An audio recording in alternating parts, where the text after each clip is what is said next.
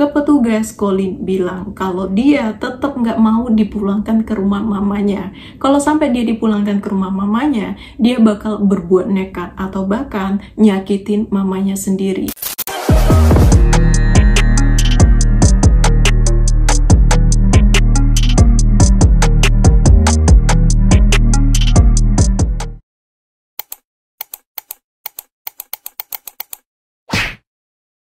Sebelumnya terima kasih udah klik video ini, dan video terbaru tayang setiap hari Rabu sama Sabtu jam 7 malam. Jadi jangan lupa klik subscribe, aktifkan notifikasinya biar nggak ketinggalan video selanjutnya. Malam ini kita akan membahas Colin Griffith, remaja 17 tahun yang disebut-sebut born to kill. Tapi kayaknya nggak ada orang yang terlahir untuk jadi manusia sekeji itu. Ada banyak faktor kenapa si Colin bisa sampai sejauh ini. Kasus ini masih jadi perdebatan sampai sekarang dengan banyak versi apa yang sebenarnya terjadi di hari terakhir kematian kedua orang tuanya. Jadi kita langsung aja masuk ke pembahasannya. Let's begin. Kita bahas sekilas profil orang tuanya Colin. Jadi papanya Colin, Charles Griffith, lahir 12 September 1980. Tumbuh besar di Oklahoma dengan lingkungan keluarga yang menanamkan pola asuh disiplin ketat. Ayahnya Charles seorang veteran militer, sementara ibunya guru sekolah dasar. Dari kecil, Charles tuh udah diajarin untuk ngikutin semua aturan tanpa pertanyaan. Jadi dia nggak boleh ngebantah apapun aturan yang dibuat sama ayahnya. Charles harus nurut, nggak boleh bantah. Sementara Catherine Moore, mamanya si Colin, lahir tanggal 3 Mei tahun 1985 di Jacksonville, Florida. Tapi dia dibesarkan di Charlotte County, Florida, karena orang tuanya udah tinggal di kota itu selama beberapa dekade. Kehidupan Catherine berbanding terbalik sama kehidupannya Charles. Dia dibesarkan dengan pola asuh yang penuh kehangatan, pola asuh yang lebih santai, nggak sekeras orang tuanya Charles. Orang tua Catherine juga nggak maksain Catherine untuk selalu ngikutin kemauan mereka atau menjalani hidup sesuai kemauan mereka. Mereka mensupport Catherine dengan apapun pilihan hidup Catherine, termasuk cita-cita Catherine yang pengen jadi seorang guru. Lalu tahun 1999, Catherine ini pindah dari Florida ke Oklahoma karena dia melanjutkan pendidikannya di Universitas Oklahoma. Disinilah Catherine ketemu sama Charles yang kebetulan juga kuliah di sana. Setelah 2 tahun pacaran, mereka memutuskan untuk nikah muda. Tahun 2001, Charles sama Catherine nikah. Lalu 1 Juni 2002, anak pertama mereka lahir, Christopher Griffith. Sebagai pasangan muda yang baru nikah, mereka berusaha untuk membangun keluarga sama-sama. Tapi dari awal, Charles udah nanamin pola asuh yang ditanamkan oleh ayahnya. Dia bikin peraturan yang ketat, termasuk semua keuangan dan didikan untuk Christopher, semuanya Charles yang atur.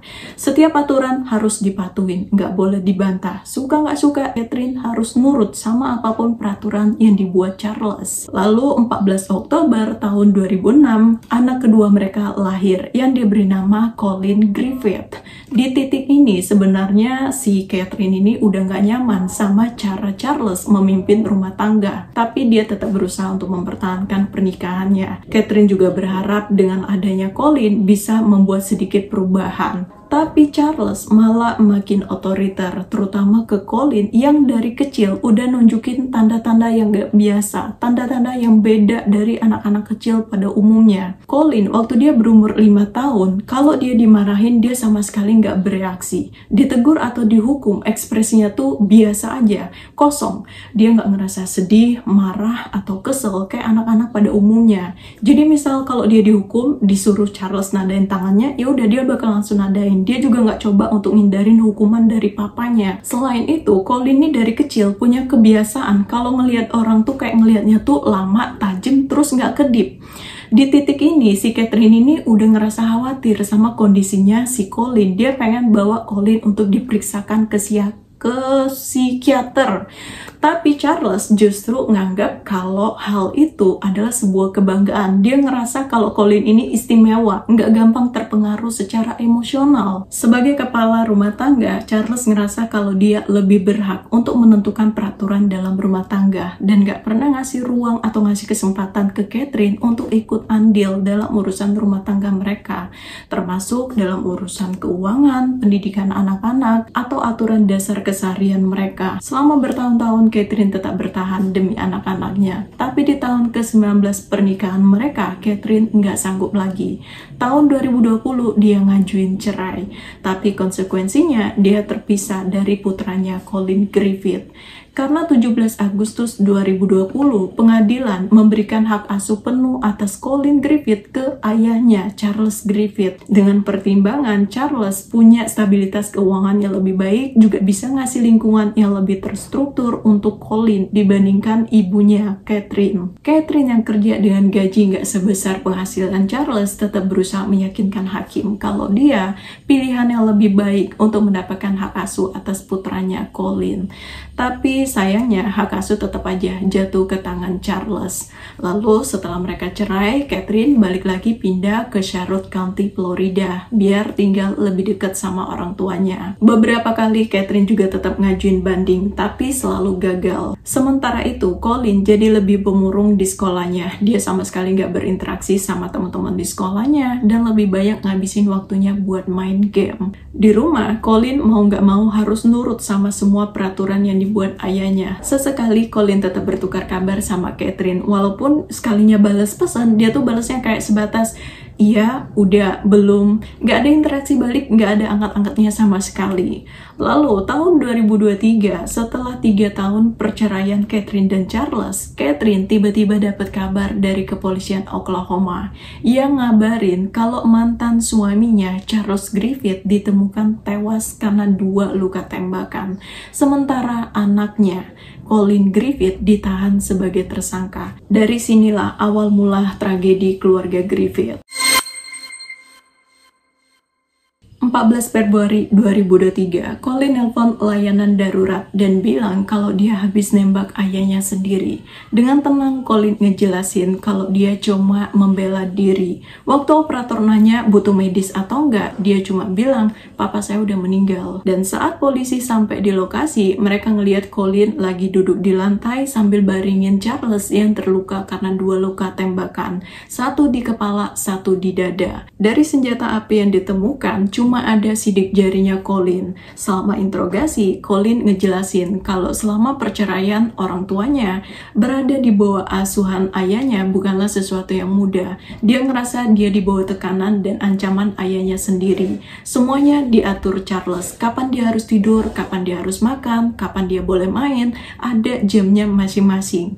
Kalau misal dia nggak makan di jam yang udah ditentukan Charles, ya udah jam makannya lewat. Dia nggak boleh makan sampai jam makan berikutnya sebagai hukuman. Colin juga dilarang nunjukin rasa emosi karena menurut Charles itu adalah sebuah kelemahan yang nggak boleh ditunjukin seorang pria. Menurut cerita Colin, hari itu papanya tuh pulang dalam keadaan emosi, kesel, dan terjadi juga pertengkaran di antara mereka. Di tengah pertengkaran itu, tiba-tiba dia ngeliat papanya ngambil pisau dan ngeraba-raba sebuah pisau. Karena takut sama keselamatannya, Colin langsung ambil pistol yang disimpan papanya dan menembakkan pistol itu 2 kali. Tapi penyidik nggak langsung percaya sama keterangannya Colin, karena menurut analisa penyidik, 2 tembakan di tubuhnya Charles di dada dan di kepala menunjukkan kalau kemungkinan di tembakan pertama Charles nih masih dalam keadaan hidup, dan tembakan kedua adalah tembakan yang disengaja untuk mengakhiri nyawanya. Penyidik juga ngerasa heran karena selama interogasi Colin ini selalu kelihatan tenang, dia nggak ngerasa takut, panik, atau gelisah sama apa yang udah terjadi. Penyidik yang berpengalaman pun sampai heran sama ketenangannya si Colin yang waktu itu masih berusia 15 tahun. Kalau ditanya ulang tentang kejadian itu, Colin bakal tetap ngejelasin dengan cerita yang sama, tanpa membela dirinya sendiri atau ngerasa khawatir cemas atas apa yang udah terjadi. Sementara itu, Catherine juga menerangkan kalau setelah perceraiannya, Charles tuh selalu membatasi komunikasinya sama Colin. Charles nggak ngizinin Colin ketemu atau komunikasi sama mamanya sendiri. Terakhir kali mereka komunikasi tahun 2020.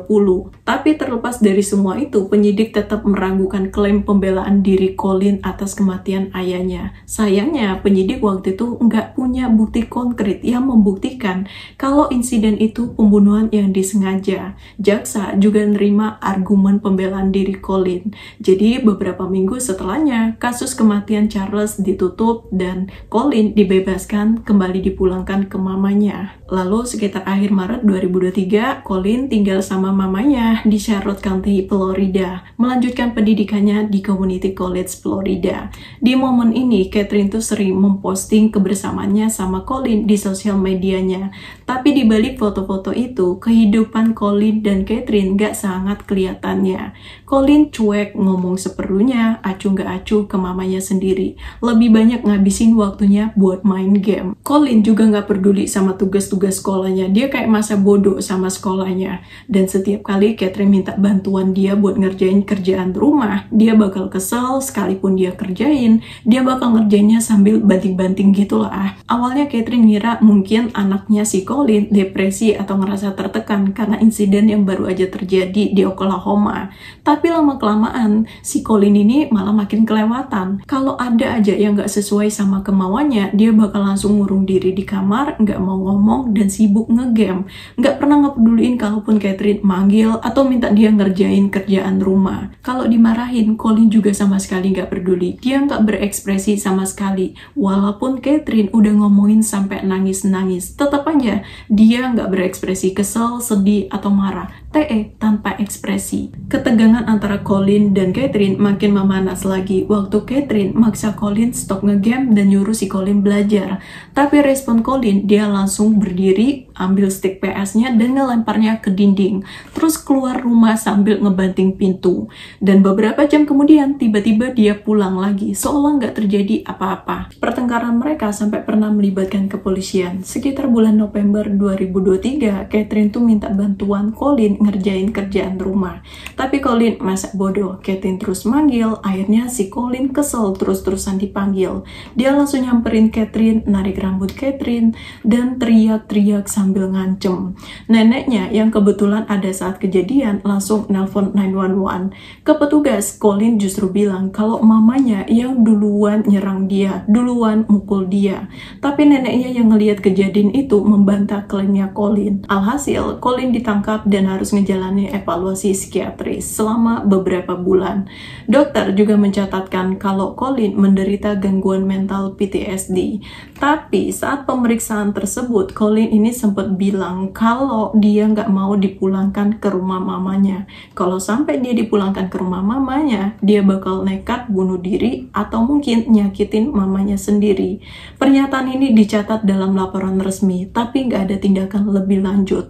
Dia tetap dipulangkan ke Catherine setelah 3 bulan kemudian. Dan benar aja, baru beberapa hari dia dipulangkan, Februari 2024, dia kabur lagi ke rumah neneknya. Ke petugas, Colin bilang kalau dia tetap nggak mau dipulangkan ke rumah mamanya. Kalau sampai dia dipulangkan ke rumah mamanya, dia bakal berbuat nekat atau bahkan nyakitin mamanya sendiri. Petugas juga mencatat pernyataan ini dalam laporan mereka. Dan sebagai tindakan lanjutan, Colin dikirim lagi ke layanan sosial. Di titik ini, Catherine itu udah ketakutan sama si Colin. Dia juga sempat cerita ke temen-temennya tentang perilaku Colin yang gak cuma ngelawan, tapi juga berani main kasar, bahkan pernah ngancem si Catherine. Catherine juga mulai ragu kalau kematian mantan suaminya Charles murni karena pembelaan diri. Dia mulai berpikir jangan-jangan insiden itu adalah insiden yang disengaja oleh Colin untuk terlepas dari peraturan disiplin ketatnya si Charles. Tapi terlepas dari ketakutannya, setelah Colin dipulangkan, Catherine berusaha untuk berdamai sama Colin. Beliin Colin hadiah mahal, gadget baru, pakaian branded, uang jajan buat jalan-jalan. Bahkan ketika Colin lulus sekolah bulan Mei 2024, Catherine juga ngebeliin si Colin mobil mewah seharga $26.000. Sosial medianya Catherine juga dipenuhi dengan postingan foto kebersamaannya sama si Colin, seolah mereka punya hubungan baik. Tapi yang namanya sosial media kadang nggak sesuai realita. 6 September 2024, terjadi pertengkaran hebat antara Colin dan Catherine. Waktu itu, Catherine minta Colin bantuin ngerjain kerjaan rumah. Colin cuek, tapi Catherine tetap manggil. Colin masih aja diem. Catherine maksa. Akhirnya Colin teriak sambil bilang kalau dia benci disuruh-suruh. Tapi Catherine juga udah di puncak kesabarannya. Di tengah pertengkaran itu, Colin langsung beresin semua barang-barang dan pakaiannya, keluar rumah, kabur ke rumah neneknya. Kali ini Catherine udah gak bisa lagi mentolerir perilakunya si Colin.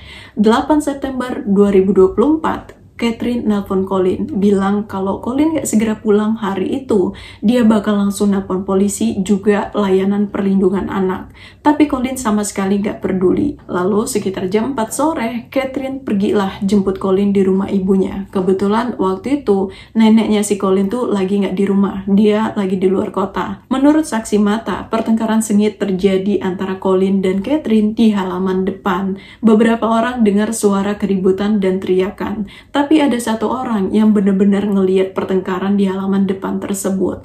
Dia ngeliat gimana Colin menarik rambut Catherine, nyeret Colin ke dalam rumah. Sementara Catherine mohon-mohon buat dilepasin, tapi Colin sama sekali nggak peduli. Tetap maksa Catherine masuk ke dalam rumah. Dan setelah itu, suasananya tiba-tiba sunyi. Waktu itu, tetangga yang ngeliat pertengkaran tersebut nggak berani untuk langsung ikut campur, karena dia takut bakal ngancem keselamatannya sendiri. Karena sebelumnya, neneknya Colin tuh udah pernah cerita ke tetangganya tentang perilaku Colin yang sangat menakutkan. 2 jam kemudian, panggilan masuk ke layanan darurat di mana Colin melaporkan kalau mamanya meninggal dunia. Dengan tenang, Colin ngejelasin kalau dia dan mamanya habis berantem dan di tengah pertengkaran itu mamanya ngambil pisau. Tapi mamanya kesandung dan akhirnya pisau tersebut ngenain leher mamanya sendiri. Colin juga bilang kalau dia udah berusaha untuk membantu mamanya. Sayangnya, nyawa mamanya nggak terselamatkan. Beberapa menit kemudian, kepolisian pun sampai di lokasi. Ke salah satu sheriff, Colin langsung bilang, "Saya tahu hak saya, Pak. Saya butuh pengacara." Dia sama sekali nggak ngerasa khawatir sama kondisi mamanya yang sekarat di dalam rumah, atau minta bantuan medis untuk segera ngelihat kondisi mamanya, atau panik gelisah sama apa yang terjadi hari itu. Sementara dari pemeriksaan penyidik, dengan cepat mereka menyimpulkan kalau insiden itu bukanlah kecelakaan, melainkan pembunuhan yang disengaja. Hal pertama yang menonjol bagi penyidik, gak ada temuan tanda-tanda perlawanan atau perkelahian di dalam rumah. Kalau Catherine kesandung, harusnya ada indikasi gerakan kacau, kayak goresan di lantai, pola darah, atau perabotan yang nunjukin hal itu. Tapi posisi tubuh Catherine, darah di satu tempat, dan pisau yang sampai nembus batang lehernya, nyaris mustahil karena jatuh kesandung. Pemeriksaan medis juga mencatatkan kalau kedalaman luka di lehernya Catherine sangat gak mungkin Catherine tewas karena jatuh, kayak yang dijelasin si Colin. Tangan Catherine juga bersih tanpa luka pertahanan. Gak ada tanda-tanda perlawanan, yang artinya kemungkinan Catherine gak menyadari bahaya saat itu, atau mungkin dia udah dilumpuhkan sebelum pisau itu menembus lehernya. Karena keterangan Colin beda banget sama apa yang ada di TKP, akhirnya penyidik nyoba untuk nyelidiki apa yang sebenarnya terjadi. Mereka ngecek ulang rekaman 911 panggilannya si Colin. Ketenangan Colin jadi tanda tanya besar bagi penyidik. Ahli forensik juga melaporkan kalau cuma ada sidik jari Colin di pisau itu. Salah seorang detektif mencatatkan kesamaan yang mencolok dari kasus kematian Catherine dengan kasus kematian mantan suaminya Charles Griffith. Ada pola yang sama gimana Colin melaporkan kejadian tersebut dengan sangat tenang tanpa ngerasa takut, sedih, atau gelisah atas apa yang terjadi. Karena inilah kematian Catherine disimpulkan sebagai pembunuhan. Dari jejak digital ponsel Colin juga ditemukan pencarian yang udah dia hapus. Colin searching tentang gimana cara tercepat ngebunuh orang, berapa waktu yang dibutuhkan untuk kehabisan darah, dan celah hukum dalam kasus pembunuhan. Temuan inilah yang membuat penyidik kemudian berpikir jangan-jangan si Colin ini udah merencanakan pembunuhan Catherine. Teman-teman Catherine juga bilang kalau 2 hari sebelum kematiannya, Catherine tuh sempet cerita kalau dia ketakutan banget sama si Colin. Catherine juga bilang kalau ada sesuatu terjadi ke dirinya, Colin lah orang pertama yang harus dipertanyakan. Dengan temuan itulah, jaksa kemudian menjatuhkan dakwaan pembunuhan tingkat pertama kepada Colin atas kematian ibunya sendiri. Colin langsung dipindahkan ke fasilitas penahanan selama menunggu persidangan. Dan selama pemeriksaan, Colin sama sekali nggak nunjukin penyesalan sedikit pun. Dia nggak pernah nanya gimana kondisi ibunya, sama sekali nggak ngerasa tertekan sama nasibnya sendiri, tenang tanpa emosi. Jaksa menuntut hukuman penjara seumur hidup tanpa kemungkinan pembebasan bersyarat atas kejahatan Colin, walaupun umurnya masih 17 tahun saat kejadian. Tapi hakim mengabulkan mosi jaksa yang meminta agar Colin diadili sebagai orang dewasa, yang berarti dia bakal menjalani persidangan sebagai terdakwa dewasa. Terungkapnya kebohongan Colin atas kematian ibunya membuat kepolisian Oklahoma juga meragukan kematian Charles sebagai pembelaan diri. Mereka mewawancarai teman-temannya Charles, mantan kolega, juga teman-temannya si Colin. Salah satu teman Colin juga sempat bilang kalau sebelum kematian papanya, Colin tuh sempat bilang kalau dia lebih berharap papanya segera pergi. Hidup bakal lebih berarti kalau tanpa papanya. Tapi waktu itu nggak ada yang anggap serius. Barulah setelah kematian papanya dan kematian ibunya, teman-temannya Colin baru menyadari jangan-jangan ada sesuatu di dalam dirinya si Colin. Tapi terlepas dari semua itu, kasus kematian Charles Griffith cuma bisa dibuka kembali kalau mereka berhasil menemukan bukti atau saksi baru yang bertentangan dengan klaim pembelaan diri Colin. Sementara itu, putusan persidangan kasus kematian Catherine mengejutkan semua pihak. 5 Februari 2025, Colin Griffith dinyatakan tidak bersalah atas kematian ibunya. Juri menilai pihak penuntut nggak berhasil membuktikan secara meyakinkan apa yang sebenarnya terjadi di dalam rumah antara Colin dan Catherine pada saat kejadian. 11 jam juri berdiskusi dan secara bulat menyatakan bahwa bukti yang disajikan nggak cukup kuat untuk membuktikan kesalahan Colin di luar keraguan yang wajar, sehingga Colin dinyatakan nggak bersalah dan dibebaskan dari segala tuduhan. Apakah keputusan itu benar secara moral atau ada kemungkinan Colin bersalah tapi nggak cukup bukti, masih jadi perdebatan sampai sekarang. Terutama karena ada beberapa faktor yang sangat mencurigakan, kayak sidik jari di pisau dan kronologi kejadian yang nggak konsisten. Tapi tanpa bukti yang cukup, sistem hukum lebih memilih membebaskan terdakwa daripada menghukum seseorang yang mungkin nggak bersalah. Putusan yang kontroversial, tapi itulah yang terjadi di kasus ini. Walaupun beberapa orang tetap yakin kalau Colin emang terlibat dalam kasus kematian kedua orang tuanya.